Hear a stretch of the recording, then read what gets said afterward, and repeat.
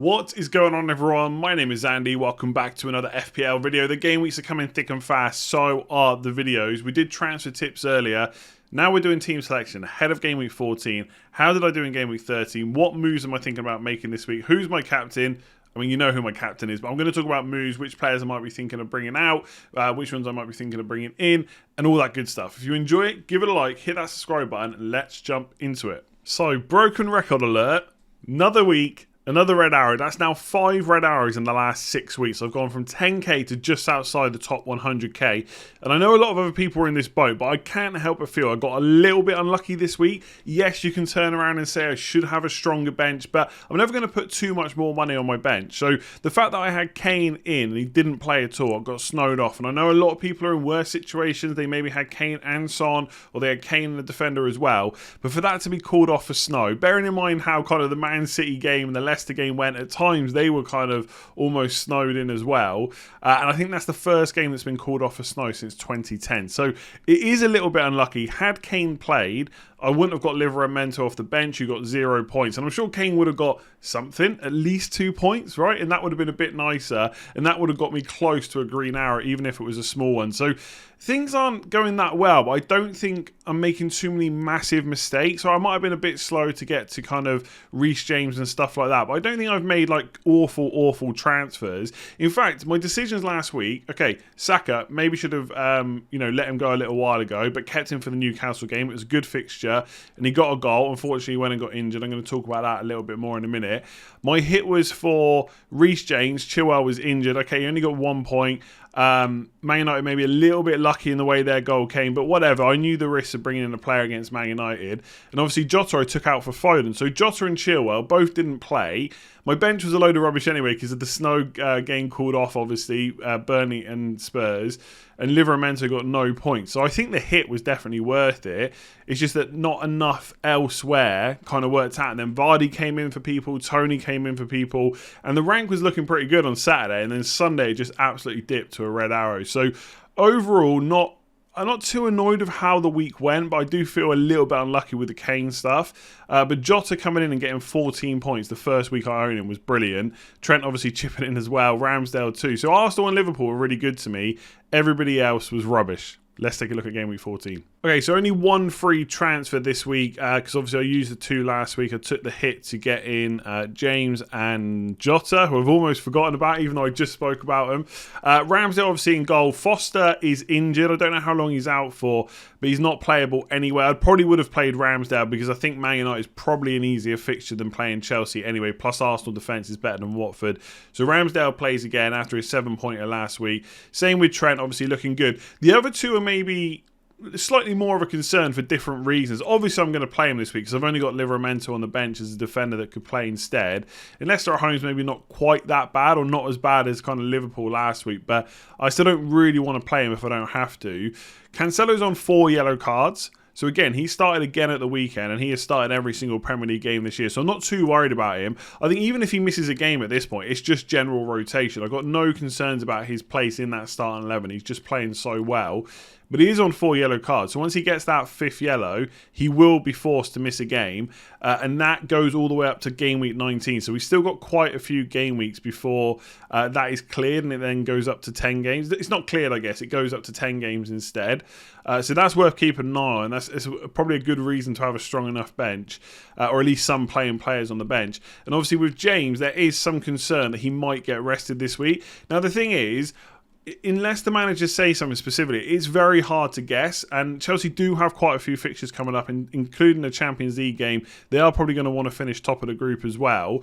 The only maybe saving grace, I guess, is James has played so well, and will he be confident enough with attacking returns with just Alonso on the other side? I think Alonso's a pretty good attacker, but a lot of Chelsea fans making out the point they're not quite as good in attack with him. So if they take Reece James out as well, then suddenly they're looking at quite a patched up wing-back system where they got Alonso on the left and a right wing-back like Pulisic or Hudson-Odoi or someone like that on the right.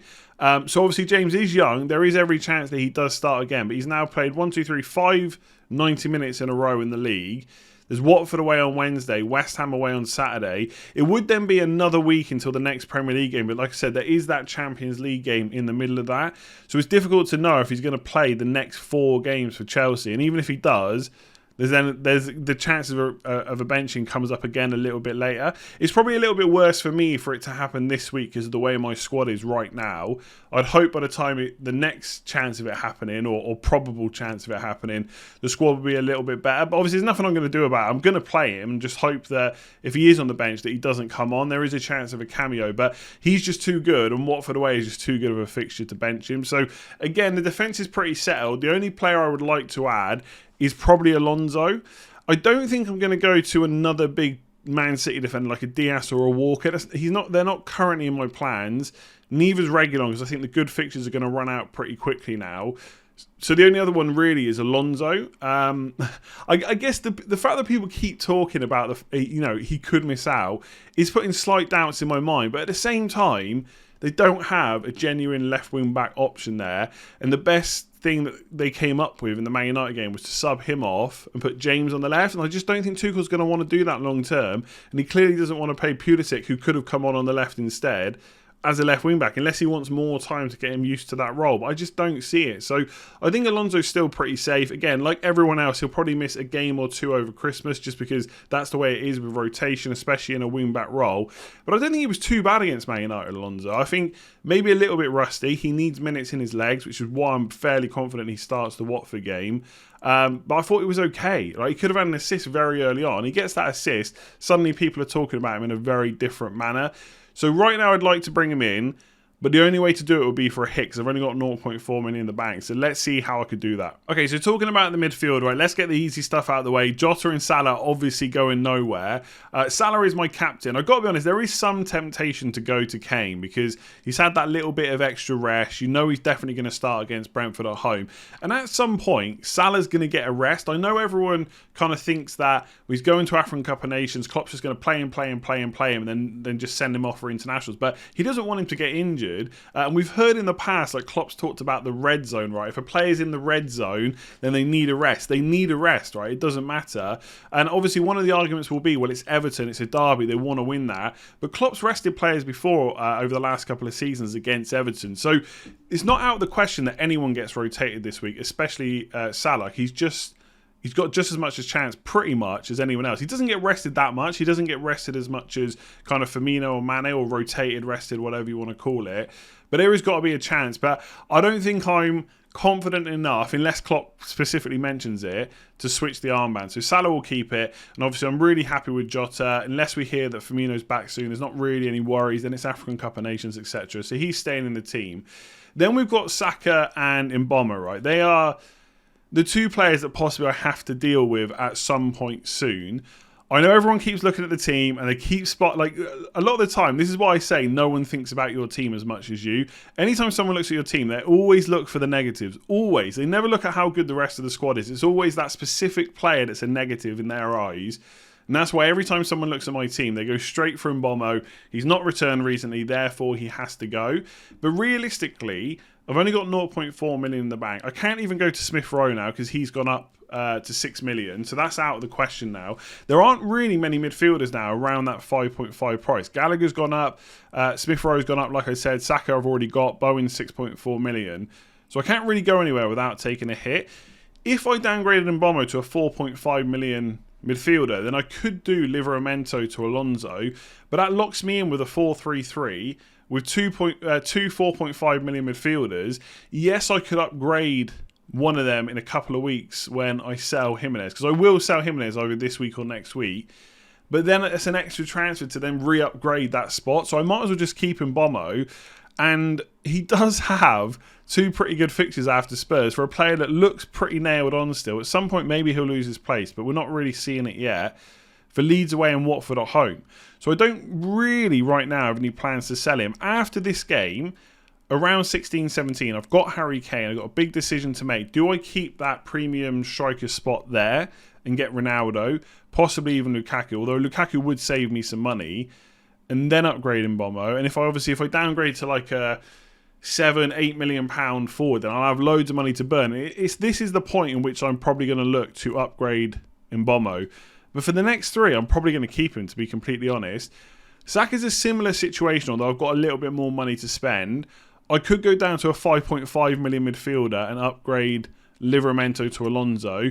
But there's no 5.5 million midfielders I want. Decore's probably the best option, and I just don't think Everton are looking good right now, and I don't think Everton's fixtures are that good either. And I don't want to be stuck with Decore and Mboma. It's just not the right play for me. With Saka, it's all going to depend on what Arteta says about his injury. There'll obviously be a press conference.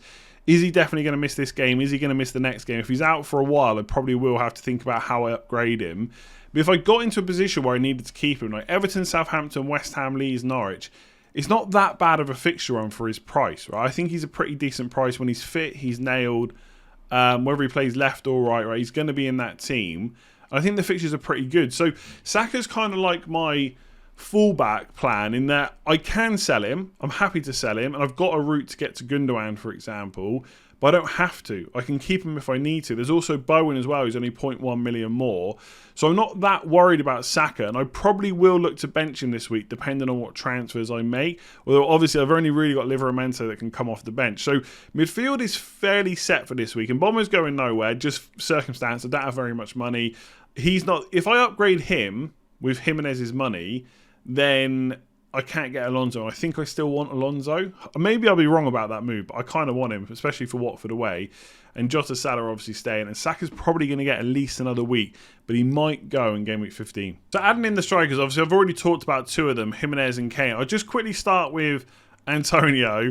So again, another blank against Man City. I think that one was kind of expected. Like if I had a better bench, I would have benched him for someone else. Like a lot of people on the deadline stream, I was saying you probably can bench Antonio, even for like Ben White or someone like that. And pretty much everyone that I kind of said that for, they did outscore him. As expected, West Ham didn't get many chances against Man City. The goal they got was a pretty damn decent goal from Lanzini right near the end of the game. So that is now 4 2-pointers in a row for Antonio. He has played Liverpool at home, Man City away in that run. And obviously, for those that, I've said it before, for those that got rid, absolutely fair play. For me, I think I have to keep him at this point. I don't really have any plans to sell him. Again, it's a bit like Mboma. I just think I've got other things to do. Like his fixtures are about to get better.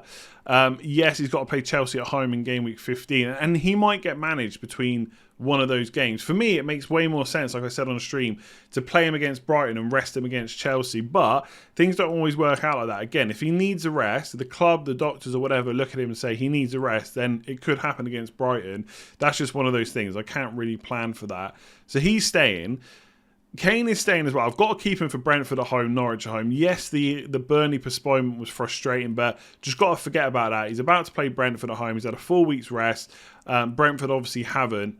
I'm okay to play him in that game. Jimenez is going over this week or next. Now, obviously, Burnley at home is a pretty good fixture. I don't necessarily need to sell him this week.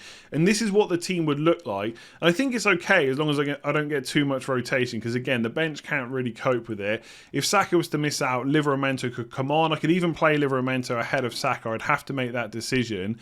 And I'd be pretty okay with that. I'd then go into game week 15. Bearing in mind that one of the good things about rolling a transfer this week is you see what rotation carnage there was, and at least you know the players that did get rotated probably aren't going to get rotated again in game week 15. And you can base your decisions around that information and have 2 free transfers. So that's one thing that's going around in my mind. Otherwise, I could sell Jimenez down to a Josh King and get the money to do Omobamidele or Livramento up to Alonso. Now, obviously, one of the reasons to do it for Omobamidele would be that I've then got a better bench. I'd have Brownhill, Livramento plus one of my main 11 or 12 of the players on the bench. But if I do it for Livramento, I obviously take a bit more money out of that spot, and it would give me enough cash to go Saka to Gundogan next week.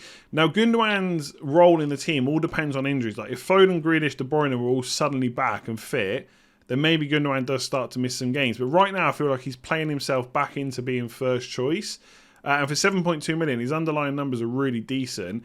And Man City's fixture run is so good. Like, I really just want an attacker. It's just difficult to know which one to have. Obviously, Foden's not been fit, which is why I sold him. But this fixture on Villa, Watford, Wolves, Leeds, Newcastle, it's about as good as it gets for the best attacking team in the league, or at least one of 2 best attacking teams in the league. So to getting Gundogan for Watford away, Wolves at home, Leeds at home, Newcastle away potentially could be pretty decent. And it wouldn't come at the expense of anyone else.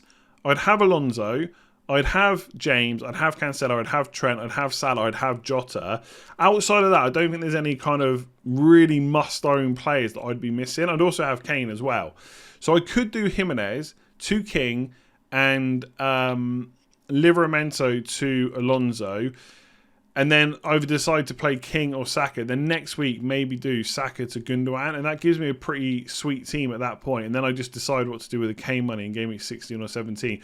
Basically, the decision comes down to, do I want Alonso for -4? And do I want two free do I want 2 free transfers in game week 15? Because I think this team could handle it. And if I kind of think about it, not maybe logically, but if I'd gone for Alonso instead of James last week, I probably wouldn't be taking that hit to get Reece James because I think he might get rotated. So it's difficult because if he gets rotated, Livramento comes on. But if Saka's not available, then I'm down to getting Brownhill on the pitch. And suddenly things aren't looking that good, which is kind of why I want King and Alonso, because at least those two are pretty much guaranteed to play. So I don't think I need a transfer this week, but I kind of want to do it because I feel like once I've got Alonso, I've got those 4 defenders. Like I said, I've got Jota, got Salah, got Kane for those 2 fixtures, Brentford and Norwich. And I can start making some transfers, like not necessarily aggressive transfers, but to try and get ahead of the game. Whereas right now, I still feel like I'm playing a bit of catch up just to kind of stop the bleeding on my rank, right?